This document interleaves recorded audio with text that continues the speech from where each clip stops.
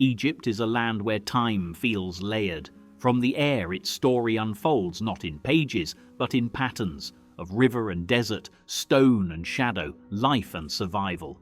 This is a country shaped by extremes. Vast stretches of unforgiving desert lie beside a narrow ribbon of green that has sustained human life for thousands of years. Against all odds, one of the greatest civilizations in human history was born here, and its legacy still defines the nation today. Egypt is not simply a place of ancient ruins. It is a living landscape where the past and present exist side by side. Stretching across nearly 400,000 square miles, Egypt is the largest and most populous country in the Arab world. Yet despite its size, life has always been confined to a remarkably small area. Almost the entire nation depends on just a fraction of its land, because nearly all of Egypt is desert. From above, this contrast is impossible to ignore. Endless sands dominate the horizon, broken only by mountains, dry valleys and salt flats. Then, suddenly, the desert gives way to life. Fields appear, villages cluster together, roads follow a winding, unmistakable path. This path is the Nile. For more than 7,000 years, the River Nile has been Egypt's lifeline. Without it, there would have been no civilization here, no cities, no temples, no pyramids. The Nile turned desert into farmland, isolation into trade routes, and scattered communities into a unified nation. The river flows for over 4,000 miles, making it the longest river on Earth.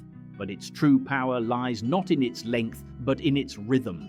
Each year, seasonal rains far to the south once caused the Nile to flood, depositing fertile silt across its banks. These floods transformed dry land into rich soil, allowing crops to grow in a place that would otherwise be uninhabitable.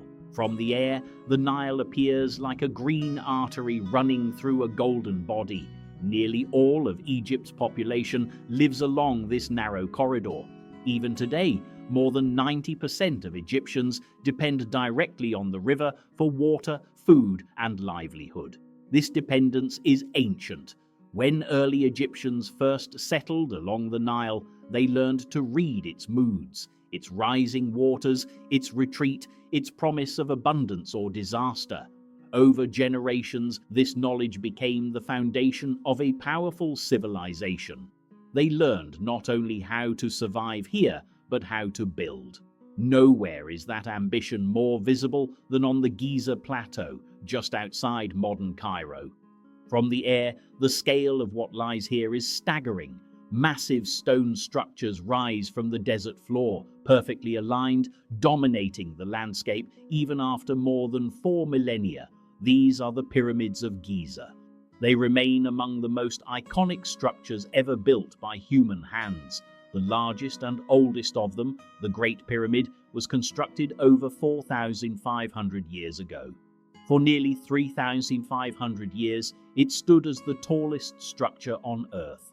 Even today, its size defies comprehension. The Great Pyramid is built from more than 2 million stone blocks. Each block weighs several tons. Together, they form a monument made of over 5 million tons of stone, assembled with astonishing precision without modern machinery, steel tools, or powered transport. From above, the geometry is unmistakable. Straight edges, sharp corners, perfect alignment with the cardinal directions. This was not only an act of faith or power, it was an extraordinary feat of engineering. But the pyramids were never meant to stand alone. Surrounding them once existed an entire industrial city, now largely invisible from the ground, but revealed through aerial archaeology. This was home to the workers who built the pyramids: masons, haulers, bakers, toolmakers, and administrators. Contrary to long-standing myths, these were not enslaved laborers. Evidence shows they were skilled workers organized into teams, fed and housed by the state. Tens of thousands of people lived and worked here at the height of construction. From the air, faint outlines of streets, storage areas, and workshops tell a story of logistics on an unprecedented scale. To build a monument meant to last forever, the ancient Egyptians created systems capable of sustaining massive populations, managing resources, and coordinating labor with remarkable efficiency. Yet one of the greatest mysteries remains: how did they move so much stone? The answer once again lies with the Nile. Quarries supplying limestone lay miles away, on the opposite side of the river. Transporting blocks weighing several tons across desert and water would seem impossible. But the Egyptians did not fight nature, they used it. Seasonal floods raised water levels dramatically, turning dry channels into navigable waterways. Harbors and canals once extended deep inland, allowing stone to be floated close to the construction sites. The river itself became a massive hydraulic transport system. From above, the remains of these ancient canals and basins are still visible, subtle depressions in the land that reveal how intimately the builders understood their environment. The pyramids were not isolated achievements. They were the result of a civilization perfectly adapted to its landscape. And that relationship between land and people did not end with the pharaohs. Thousands of years later, life along the Nile continues much as it always has. Farmers still rely on its waters. Fishermen still cast their nets from small boats. Communities pass down traditions shaped by the rhythm of the river. Far to the south, on islands and riverbanks, families still make their living from the Nile just as their ancestors did millennia ago.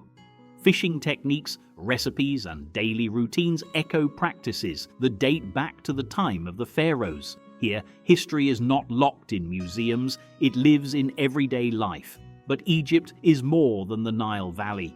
Beyond the green strip lies a world of extremes. The deserts that cover most of the country are among the harshest environments on Earth.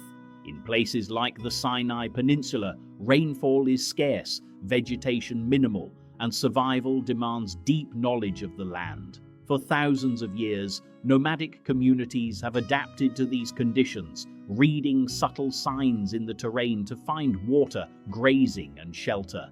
Their way of life reflects the same ingenuity and resilience that once allowed ancient Egyptians to thrive in a land of contrasts. From the air, Egypt reveals itself as a nation shaped by adaptation. Every settlement, monument, and tradition tells a story of humans responding to their environment, using intelligence, cooperation, and belief to survive. This is the foundation of Egypt's story. As the sun rises over southern Egypt, the Nile begins another day, as it has for thousands of years, quietly shaping lives along its banks. From the air, the river looks calm and predictable, but for most of history, the Nile was neither. Its power came from its unpredictability. Each year, distant rains in the highlands of East Africa sent floodwaters northward, swelling the river and transforming the land. For ancient Egyptians, this annual flood was not a disaster, it was a miracle. When the waters receded, they left behind a thick layer of fertile silt. In a landscape dominated by desert, this black soil made farming possible. Wheat, barley, vegetables, and flax flourished where nothing else could survive. The Egyptians even named their land after this contrast. The fertile riverbanks were known as the Black Land. The surrounding desert was the Red Land, a place of danger, chaos, and death. Life depended on understanding the balance between the two. From an aerial perspective, the logic of ancient settlement becomes clear. Villages formed along natural levees, fields spread outward from the river, temples and administrative centers rose at strategic points where trade routes converged. The Nile was not just a source of food, it was Egypt's highway. Before roads existed, the river connected the entire country. Boats carried stone, grain, timber, and people from one end of Egypt to the other. The current flowed north, while prevailing winds allowed sailboats to travel south. This made two-way travel efficient in a way unmatched by any other ancient civilization. Because of the Nile, Egypt was unified early in its history. Ideas, religious beliefs, technologies, and political authority could move freely along the river. This unity helped Egypt remain stable for thousands of years, while many neighboring civilizations rose and fell. Yet living with the Nile also required planning. Too little flooding meant famine. Too much flooding meant destruction. To survive, the ancient Egyptians developed systems to predict and measure the river's behavior. They created one of the earliest scientific instruments in human history, a flood gauge carved into stone. By monitoring the water level, priests and officials could estimate how productive the coming agricultural season would be and adjust taxes and food storage accordingly. These measurements were not merely practical, they were sacred. The Nile was seen as a divine force, a gift from the gods. Its cycles were woven into Egyptian religion, mythology, and cosmology. The river symbolized rebirth, continuity, and order, the same principles reflected in their beliefs about the afterlife. From the air, ancient towns along the Nile still reveal this worldview. Temples were aligned with celestial events. Burial grounds were placed on the western bank, where the sun set, symbolizing death and rebirth. The living stayed on the east, where the sun rose each day. This symbolic geography shaped Egypt's spiritual landscape for millennia. Even today, the influence of the Nile remains unmistakable. In modern Egypt, millions still depend on the river for survival. Fishing boats glide across its surface. Farmers irrigate fields using canals whose paths follow ancient designs. Families pass down knowledge learned through generations of observation. In southern Egypt, communities that trace their roots back thousands of years still live close to the water. For them, the Nile is not an abstract symbol, it is daily life. Fishing remains a vital tradition. Techniques passed from father to son rely on understanding the river's currents, depths, and seasonal changes. Nets are cast where fish gather. Boats navigate crowded waterways shared with ferries, cargo vessels, and tourist ships. From above, these scenes reveal a river under pressure. As Egypt's population has grown, so has demand for water. Dams now control flooding, electricity generation, and irrigation. While these projects have brought benefits, they have also altered ancient rhythms, affecting ecosystems and communities that once relied on the natural flood cycle. Yet adaptation has always been Egypt's strength. Where floods once determined survival, modern engineering now plays that role. The Nile continues to provide drinking water, energy, and food for tens of millions of people. Without it, Egypt could not exist as it does today. But the river's importance extends beyond survival. The Nile shaped Egypt's identity, its politics, religion, art, and architecture. It made possible the organization of labor, the transport of materials, and the concentration of wealth necessary to build monumental structures. It is no coincidence that Egypt's greatest achievements rise from the desert just beyond the river's reach. As we move away from the fertile valley, the landscape changes dramatically. Green fields fade into bare rock and sand, settlements disappear, the air itself seems harsher. This is the desert, the domain of extremes. Leaving the Nile behind, the landscape of Egypt changes with startling speed. From the air, the green ribbon of life narrows, then vanishes entirely. Fields give way to rock, villages disappear, roads stretch thin across an endless expanse of sand and stone. This is the Egypt most people never see. Nearly all of the country, more than 90%, is desert. Vast regions receive almost no rainfall at all. Temperatures soar during the day and plunge at night. Water is scarce, vegetation minimal, and survival depends on deep knowledge of the land. Yet for thousands of years, people have lived here. From above, the desert appears empty, but closer inspection reveals faint tracks, dry riverbeds, and scattered settlements, evidence of lives shaped by adaptation rather than abundance. In the east lies the Sinai Peninsula, one of the most unforgiving regions in the country. Jagged mountains rise sharply from the desert floor. Valleys cut through the rock like scars, carved by water that may flow only once every few years. Rainfall here can be measured in inches or not at all. Agriculture on a large scale is nearly impossible. There are no permanent rivers, no predictable seasons. To survive, communities must move, observe, and respond constantly to subtle changes in the environment. For millennia, nomadic groups have called this region home. Their survival depends on reading the land, understanding where rainwater briefly collects beneath the surface, where sparse vegetation might grow, and how animals respond to shifting conditions. This knowledge is not written down.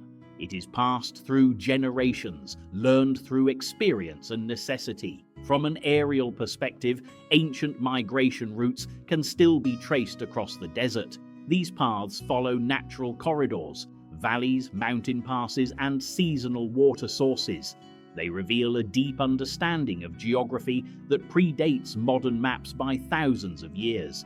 Life in the desert demands constant movement.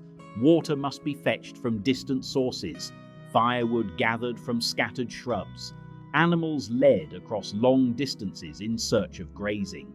Stillness is not an option. To stop moving is to fall behind the environment. Yet for those who live here, the desert is not an enemy. It is a teacher. The rhythms of desert life build resilience. Physical endurance, mental awareness, and cooperation are essential. Every task, walking, herding, gathering, serves both survival and health. In this way, the environment shapes not only behavior, but identity. From the air, small clusters of tents or stone shelters appear isolated against the vastness. But these communities are connected by shared traditions, oral histories, and survival strategies refined over centuries. While some have left the desert for cities, others remain, choosing continuity over convenience. The desert also served another purpose in ancient Egypt. Beyond the fertile Nile Valley, the desert became a place of transition between life and death.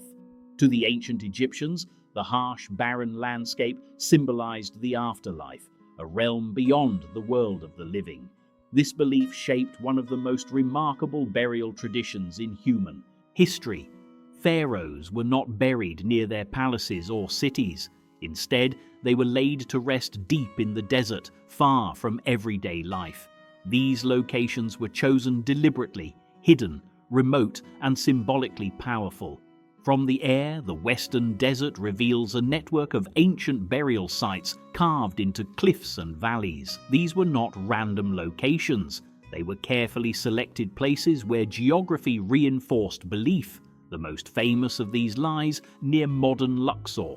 Tucked beneath a natural pyramid-shaped mountain, a hidden valley cuts into the desert floor. For centuries, its entrances were concealed beneath sand and rock, invisible from above and inaccessible from the ground.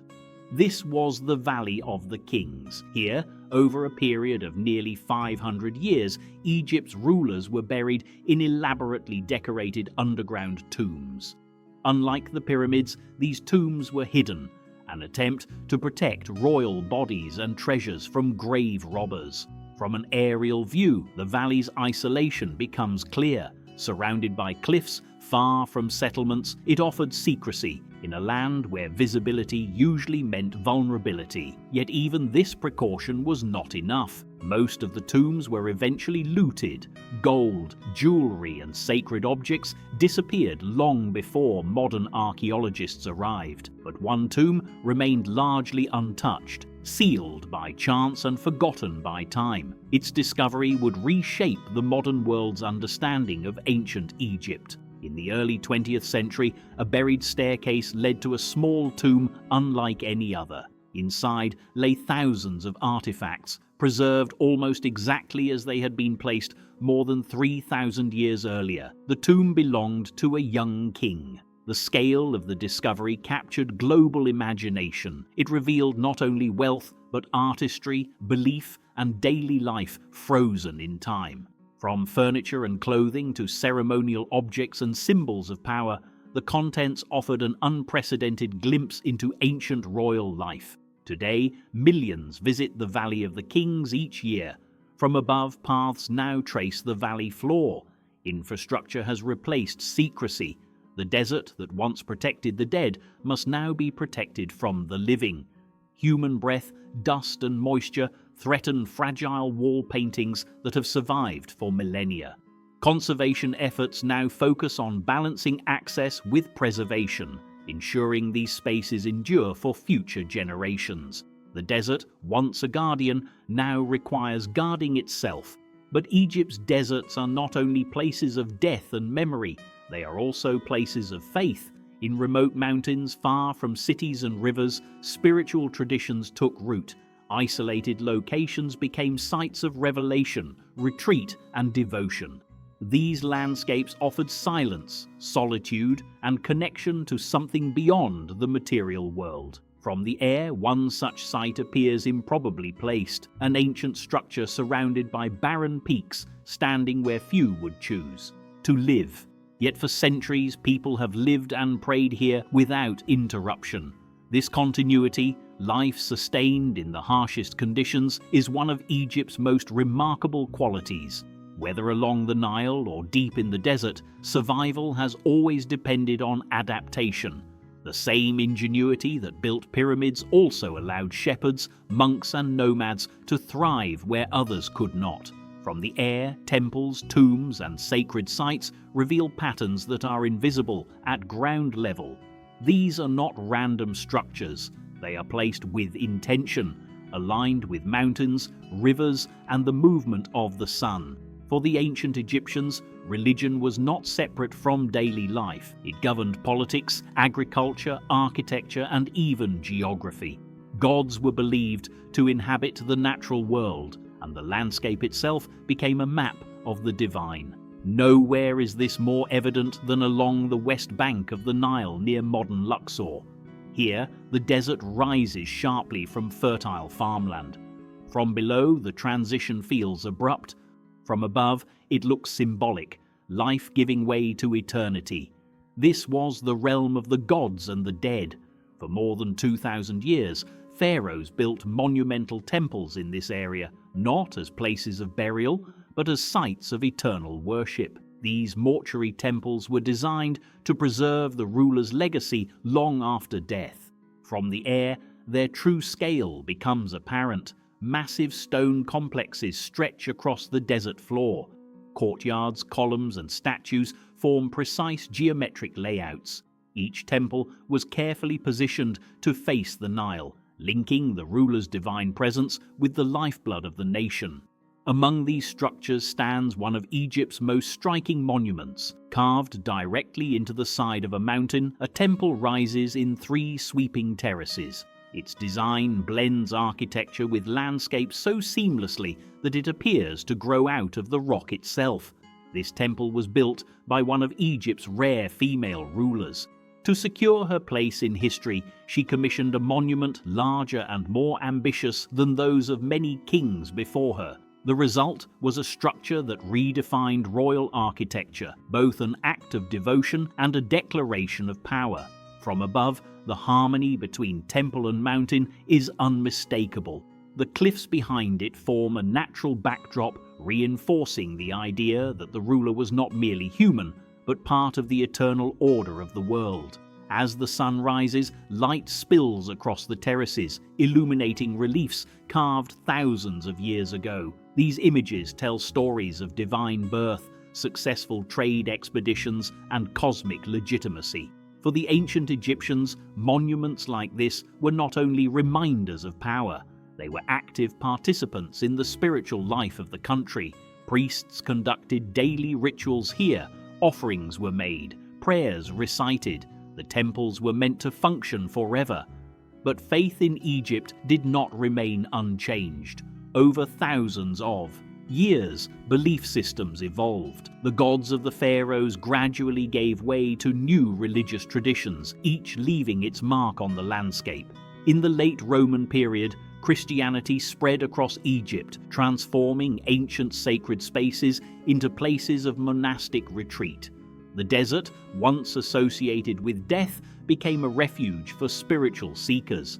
Remote mountains and valleys offered isolation from the world. allowing monks to dedicate their lives entirely to prayer and contemplation. From the air, one such place seems almost impossible. High in the mountains of the Sinai Peninsula, an ancient complex stands surrounded by bare rock and silence.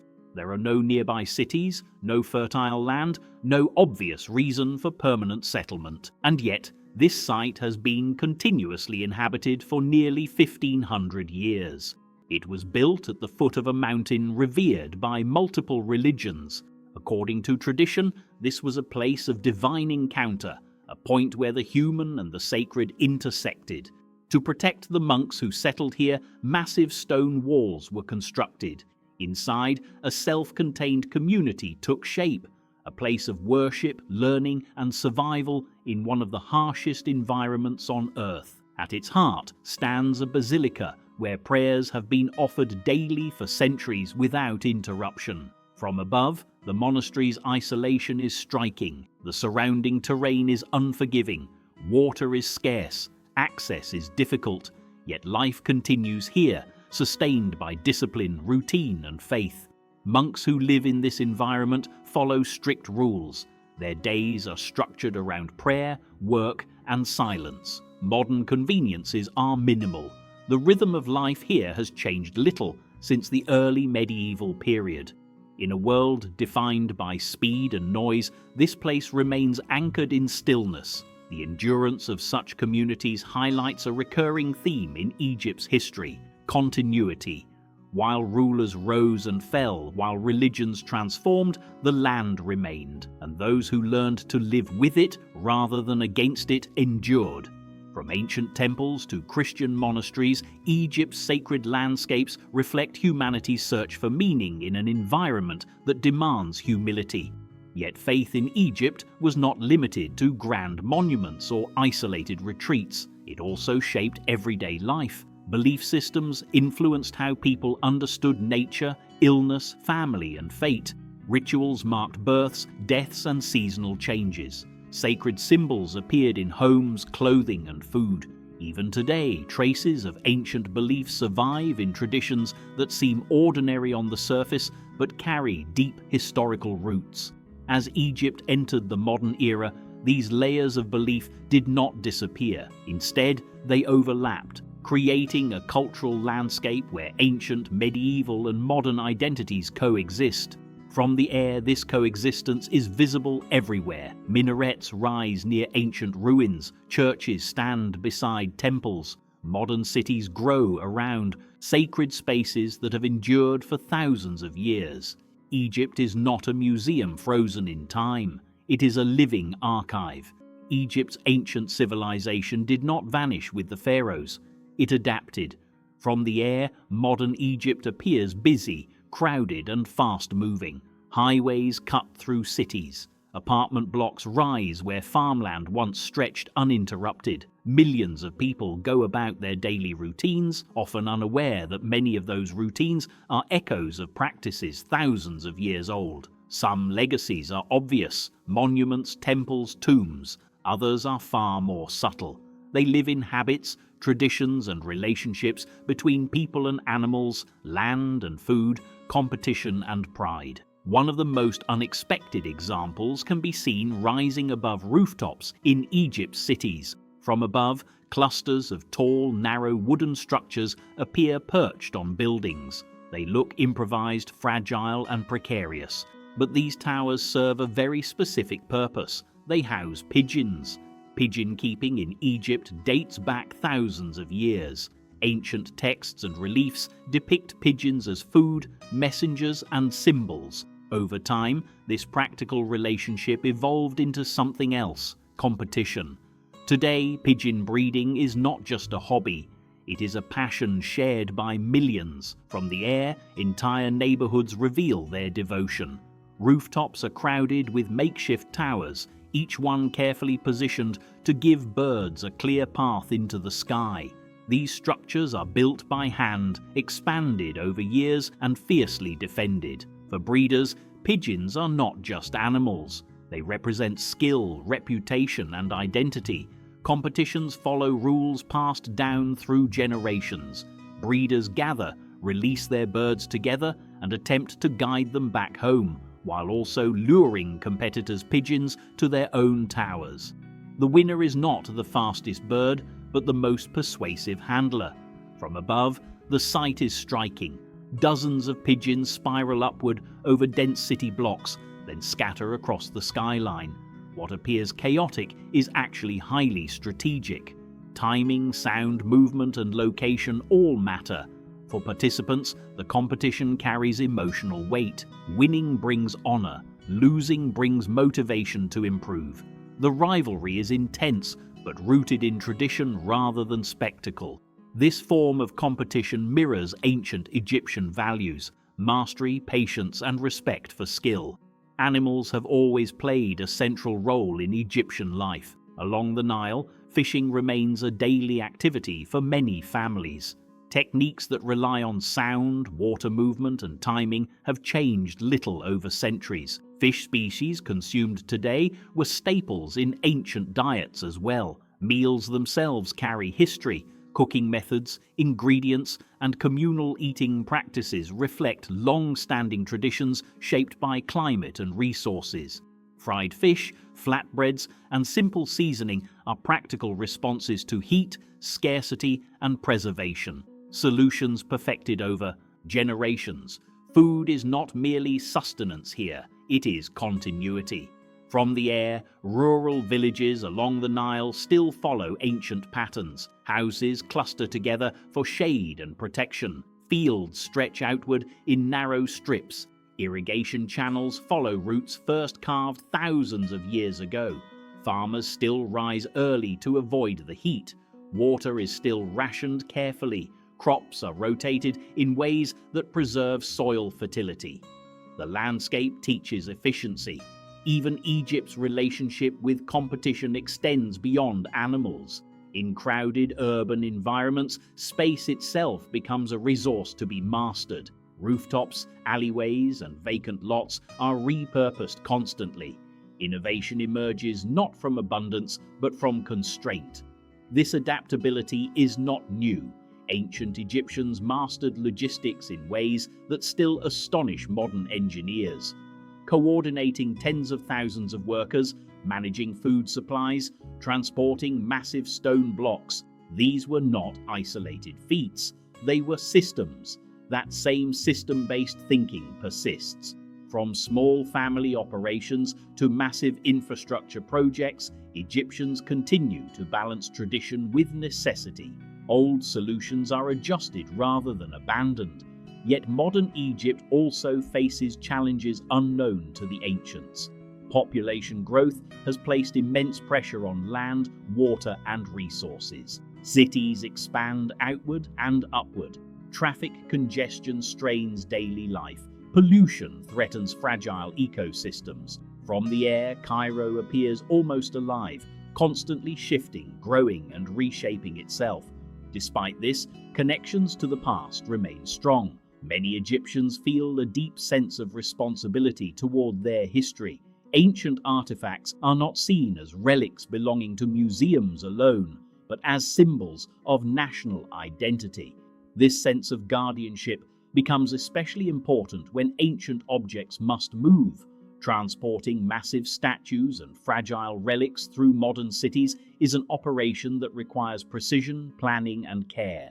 Roads must be cleared, vehicles reinforced, movements timed to avoid disaster. Each artifact carries more than physical weight, it carries cultural meaning. For those involved, the responsibility is immense. Damage is not measured in money, but in loss of heritage. This attitude reflects a broader truth. Egypt's past is not distant, it is personal. From farmers and fishermen to urban competitors and conservation specialists, many Egyptians see themselves as part of an unbroken chain stretching back thousands of years. They are not merely living in Egypt, they are living with it. Egypt's ancient heritage has survived for thousands of years, but survival has never been guaranteed. From the air, the country appears timeless. Pyramids still rise from the desert, temples still line the Nile, tombs remain carved into rock. Yet these monuments exist in a delicate balance, threatened by time, environment, and human activity. Preserving the past has become one of modern Egypt's greatest challenges. For centuries, ancient structures endured because of isolation. Buried by sand or hidden in remote valleys, many sites escaped destruction simply by being forgotten. But as travel, tourism, and population increased, that isolation vanished. Today, millions visit Egypt's ancient sites each year. From above, the impact is visible. Roads lead directly to temples once surrounded by desert. Parking areas replace sand. Footpaths trace routes worn into stone by countless visitors. Human presence brings both protection and risk. Tourism generates awareness and funding, helping safeguard monuments that might otherwise crumble. At the same time, dust, vibration, humidity, and pollution slowly damage surfaces that survived untouched for millennia. Inside ancient tombs, the threat is even more immediate. Every breath introduces moisture, every footstep stirs dust.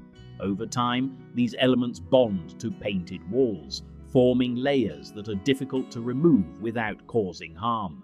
Conservators now work against invisible enemies. Their tools are precision instruments, not heavy machinery. Every decision must balance access with preservation. How to allow people to experience history without destroying it. One solution has been technology.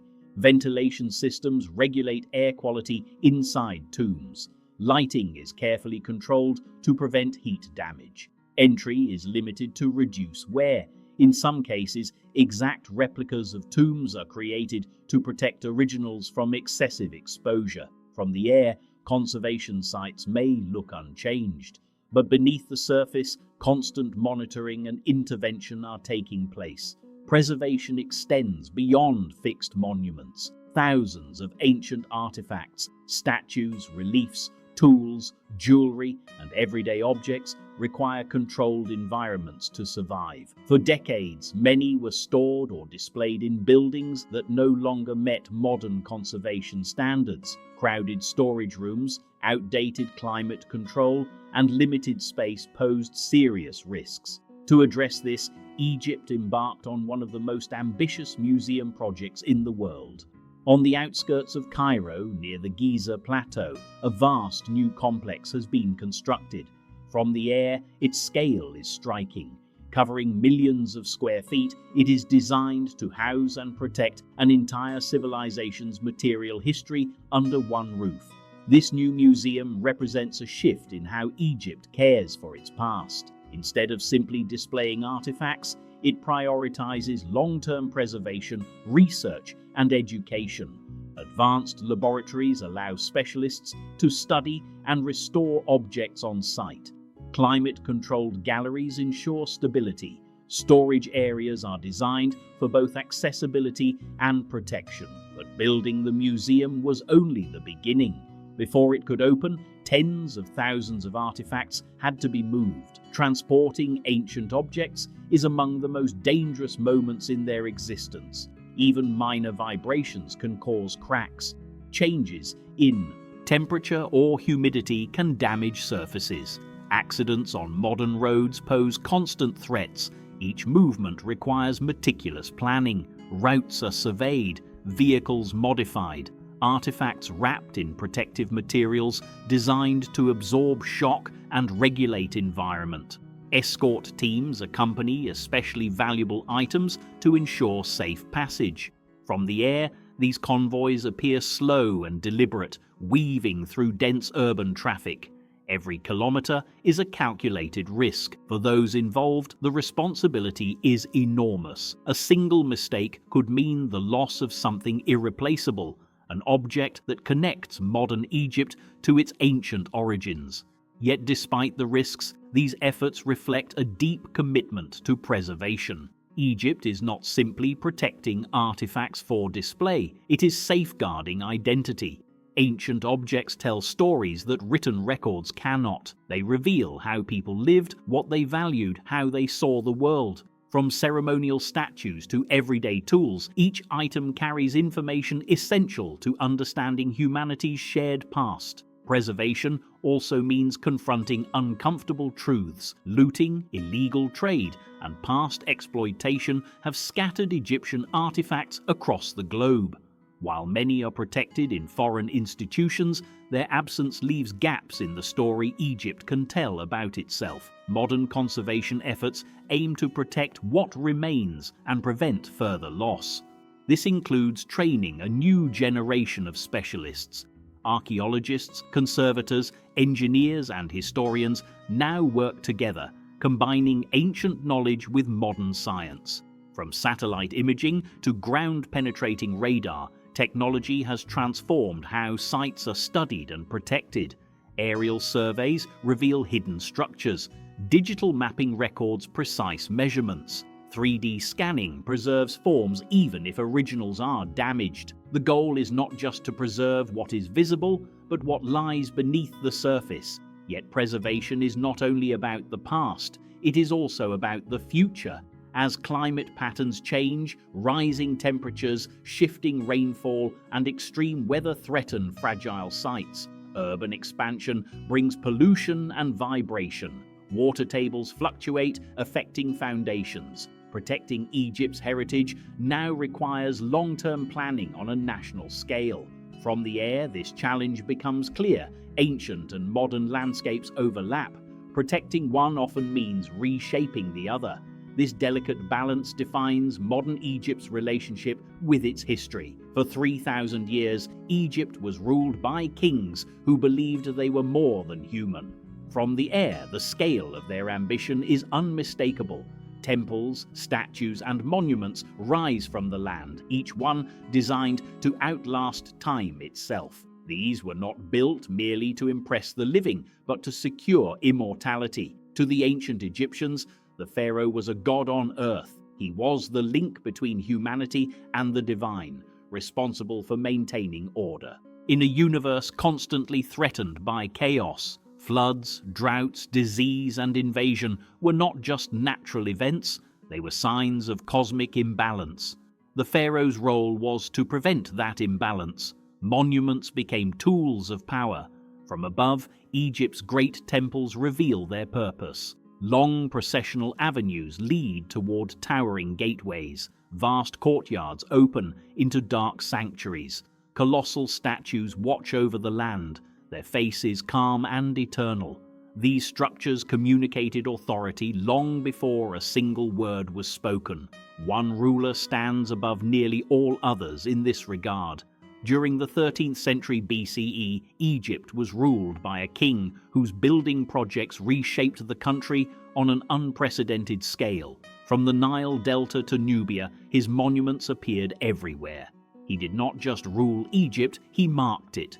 His temples were larger, his statues taller, his inscriptions more numerous than those of any predecessor. The message was clear, his presence was eternal. From the air, one of his greatest achievements dominates the western bank of the Nile near Luxor. A massive mortuary temple spreads across the desert floor. Once adorned with towering statues, it was designed to host rituals that would honor the king long after his death. At its heart once stood a colossal seated statue, one of the largest ever carved. Even in ruin, its fallen fragments reveal staggering scale. Intact, it would have towered over the landscape like a 6-story building.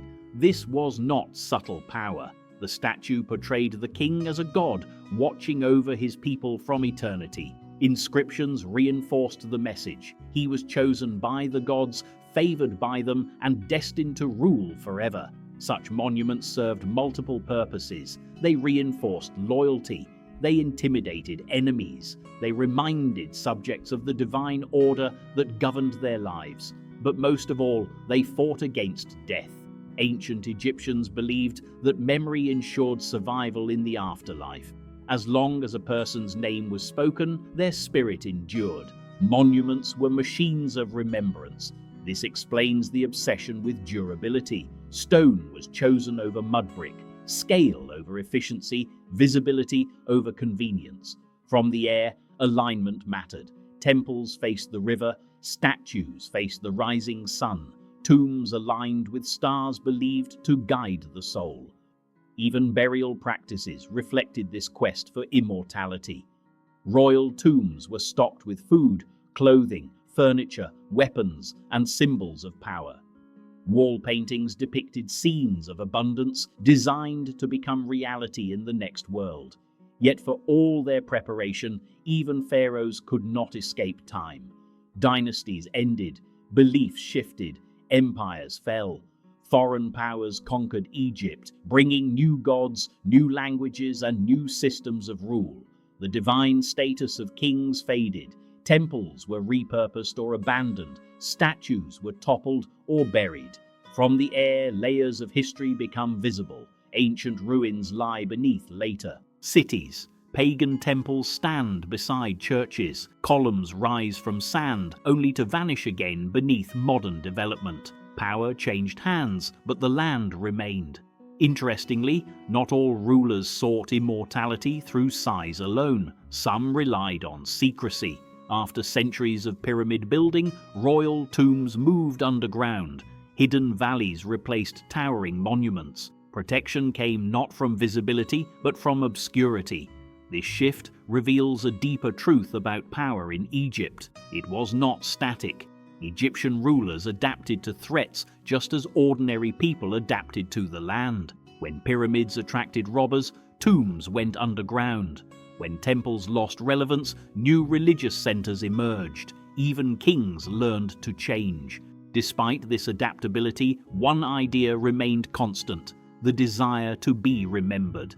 This desire still resonates today. Modern visitors stand before colossal statues and feel small. They walk through temple halls and sense deliberate scale. From the air, these structures still dominate their surroundings, achieving their original purpose thousands of years later. The kings may be gone, but their voices remain carved into stone. No civilization, no matter how powerful, lasts forever.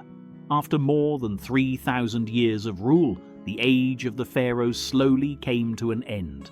Egypt, once the dominant power of the ancient world, entered a new chapter, one defined not by isolation, but by conquest and transformation. From the air, the change is subtle. Temples still stand, tombs still line the desert cliffs, the Nile still flows as it always has. Yet beneath this familiar landscape, authority shifted hands again and again. Egypt's strategic location made it impossible to ignore. Sitting at the crossroads of Africa, Asia, and the Mediterranean, it became a prize for emerging empires. First came the Persians. They ruled Egypt not as gods, but as governors. Power was centralized elsewhere. While many temples continued to function, royal patronage declined. Monumental buildings slowed. The idea of the pharaoh as a living god weakened. Then came the Greeks. When Alexander the Great entered Egypt, he was welcomed not as a conqueror, but as a liberator. After his death, his general founded a new dynasty that ruled Egypt for nearly 3 centuries.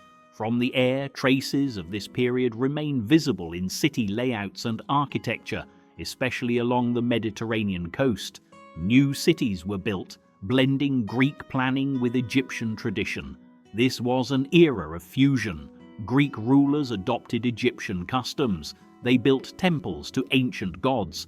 They portrayed themselves in pharaonic style, wearing traditional crowns and making offerings to deities older than their own culture. Egypt changed, but it did not disappear. The final blow to pharaonic rule came with Rome. When Egypt became a Roman province, it was absorbed into a vast empire that stretched across continents. Grain from the Nile fed the Roman world. Egypt became an economic engine, rather than a political center. From above, Roman influence can still be traced in roads, forts, and rebuilt temples. Yet Rome brought something more lasting than architecture. It brought religious transformation. As Christianity spread through the empire, Egypt became one of its earliest and most important centers. Ancient temples fell silent, rituals ended, new places of worship emerged. The desert, once a realm of the dead, became a refuge for the devout. Men and women withdrew from society, seeking spiritual purity in isolation. Monastic communities formed in caves, valleys and mountains, places where silence replaced ceremony. From the air, these early monasteries appear small and fragile against the vast landscape, but their influence was immense. They shaped Christian theology, discipline and practice across the world. Even as pagan beliefs faded, Egypt retained its role as a spiritual heartland. Then came another transformation. In the 7th century, Arab armies entered Egypt. Once again, power changed hands, but this conquest unfolded differently from those before it. Islam spread gradually, through settlement and conversion rather than destruction. Arabic replaced older languages. Mosques rose beside churches. Over time, Egypt became a center of Islamic learning and culture. From above, this layered history is visible everywhere. Minarets rise near ancient columns. Medieval neighborhoods sit atop Roman foundations. Modern highways pass beside tombs carved thousands of years earlier. Unlike many civilizations, Egypt did not erase its past to build its future. It absorbed it. This continuity shaped Egyptian identity in a unique way. While rulers, religions, and languages changed, the relationship between people and land remained remarkably stable. The Nile continued to define life. Farmers still worked its banks. Trade still flowed along its length. Cities grew where they always had, at points where geography allowed control, connection, and survival. Empires came and went, but Egypt endured. From the air, this endurance becomes clear. You can trace ancient boundaries that no longer exist politically, yet still influence settlement patterns. You can see how modern cities respect ancient roots, often unknowingly following paths carved thousands of years ago. Even belief systems, though transformed, retained echoes of earlier worldviews, ritual calendars, sacred spaces, and symbolic geography. Egypt did not restart with each conquest. It evolved. This ability to adapt without losing identity is perhaps its greatest legacy. By the time Egypt entered the modern era, it carried within it layers of history unmatched anywhere else on Earth. Each era left marks, not always visible at ground level, but clear from above. Today, Egypt stands as a nation shaped by memory. Its challenges are modern: population growth, urban pressure, environmental strain. Yet its responses are informed by thousands of years of adaptation. The same land that nurtured gods, kings, monks and scholars now supports millions of ordinary lives, each one connected, knowingly or not, to an ancient past. From the air, modern Egypt feels alive with motion. Highways coil through deserts. Apartment blocks stretch outward from city centers. Bridges cross the Nile in every direction, carrying millions of people each day. Yet even amid this growth, the country's ancient foundations remain unmistakable. Egypt is modern, but it is never detached from its past. Nowhere is this contrast more visible than in Cairo. One of the largest cities on Earth, Cairo is a place of constant movement. Traffic rarely stops. Construction cranes rise beside medieval mosques. Neighborhoods expand into land that was farmland only decades ago. From above, the city appears chaotic, but beneath that chaos lies order shaped by geography. The Nile still dictates the city structure. Roads follow its curve. Dense neighborhoods cluster where land is fertile and water accessible. Even modern expansion mirrors ancient logic. Cairo's challenges are immense. Rapid population growth has placed extraordinary pressure on housing, transportation, and infrastructure. Air pollution blurs the skyline. Traffic congestion costs time, energy, and resources. Yet Cairo continues to function through improvisation, adaptation, and resilience. These qualities are not new. They echo the ingenuity that once allowed ancient Egyptians to organize massive labor forces, manage scarce resources, and build enduring monuments in a hostile environment. Across the country, similar patterns emerge. Along the Nile Valley, agriculture remains central to life. Fields are smaller now, divided by generations of inheritance. Irrigation systems are modernized, but their roots often trace channels carved long ago. Farmers still rise before dawn. Water is still shared carefully. Crops are still vulnerable to changes in climate and river flow. From the air, the contrast between green land and desert remains stark, a reminder that Egypt's survival is never guaranteed. Modern engineering has reduced dependence on natural flooding, but it has also created new risks. Dams control water and generate power, yet they alter sediment flow and ecosystems that once renewed the land naturally. Balancing progress and preservation is a constant challenge. This balance is also visible in tourism. Egypt's ancient sites draw millions of visitors each year, connecting the country to the global economy. From the air, tour buses and visitor centers surround temples once isolated by sand. Tourism brings income and international attention, but also wear and strain. Managing this impact requires careful planning, limiting access, improving infrastructure, and educating visitors about preservation. It is a delicate negotiation between exposure and protection. In recent years, Egypt has invested heavily in safeguarding its heritage while modernizing its image. New museums, transport, networks, and urban developments aim to relieve pressure on historic centers while promoting cultural pride. Entire districts are being redesigned to better integrate past and present. From above, these efforts appear as new patterns emerging over ancient ones, without fully erasing them. Egypt's relationship with its past is not nostalgic, it is practical. Ancient monuments are not only symbols of identity, they are resources, educational, cultural, and economic. Preserving them is not about living in history, but learning from it. This perspective shapes how Egyptians see themselves. Despite political changes, economic challenges, and social pressures, there remains a strong sense of continuity. Many Egyptians view their daily lives as part of a much longer story, one defined by endurance rather than dominance. That story is visible everywhere, in fishermen navigating crowded waterways using inherited techniques, in desert communities reading landscapes others see as empty, in urban residents adapting limited space into opportunity. These are not isolated behaviors, they are expressions of a cultural memory shaped by geography.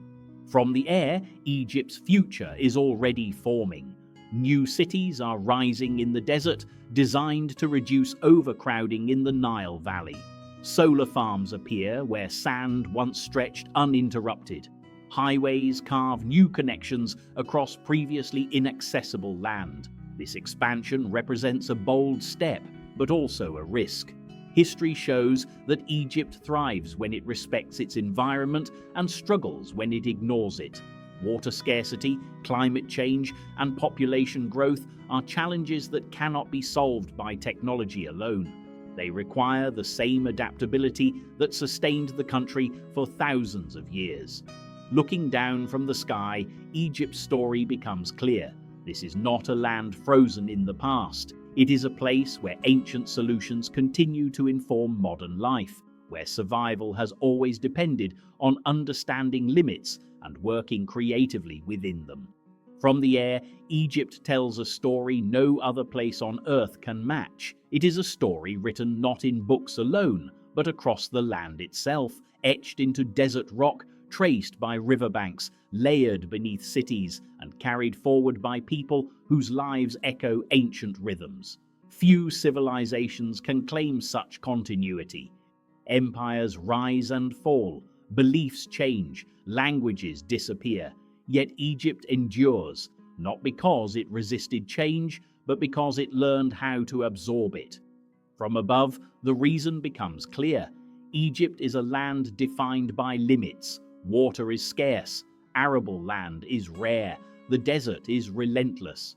Survival has never been easy here, and perhaps because of that, ingenuity has always been essential. The Nile remains the central thread, Seen from the sky, it still divides life from emptiness. On either side of its banks, green abruptly yields to gold.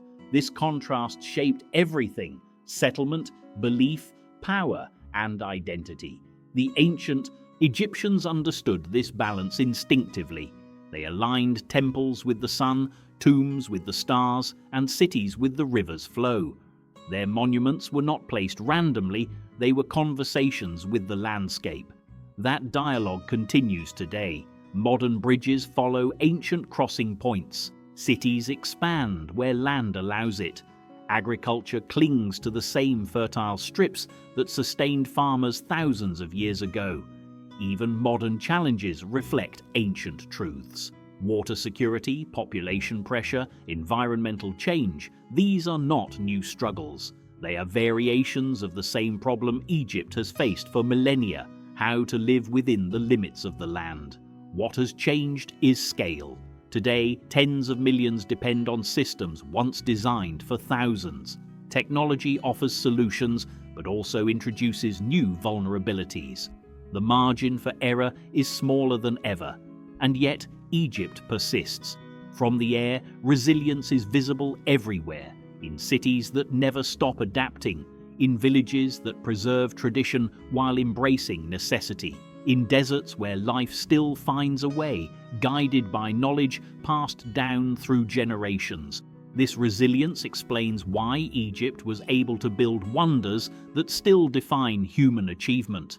The pyramids were not accidents of history. They were the outcome of organization, belief, and deep environmental understanding.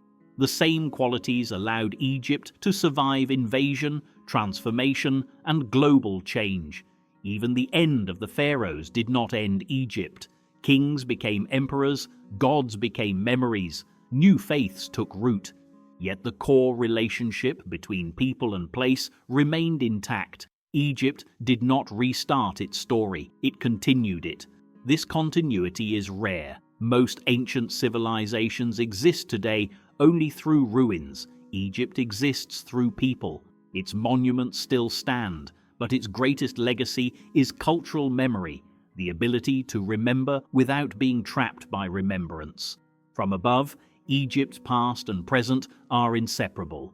Ancient tombs lie beneath modern neighborhoods. Sacred mountains overlook highways. Fishermen work waters once navigated by stone barges carrying pyramids into existence. Time here is not linear, it folds. This folding of time is what makes Egypt endlessly compelling. It is not simply old, it is ongoing. Looking down from the sky, it becomes clear that Egypt's story is not about dominance or conquest. It is about survival, about adaptation, about finding meaning in a land that demands respect. This may be why Egypt continues to captivate the world, not because of gold or grandeur alone, but because it shows what humanity can achieve when it works with its environment rather than against it. The ancient Egyptians believed in eternity. They carved it into stone. They aligned it with the stars. They imagined life beyond death as continuation, not ending. In a way, they were right. Their civilization did not vanish, it transformed. Today, Egypt stands at another crossroads. Its future will be shaped by the same forces that shaped its past: water, land, belief, and ingenuity. From the air, the message is unmistakable. This is a place where history is not behind us. It is beneath us, around us, and ahead of us. Egypt is not a relic of ancient greatness. It is a civilization without an end.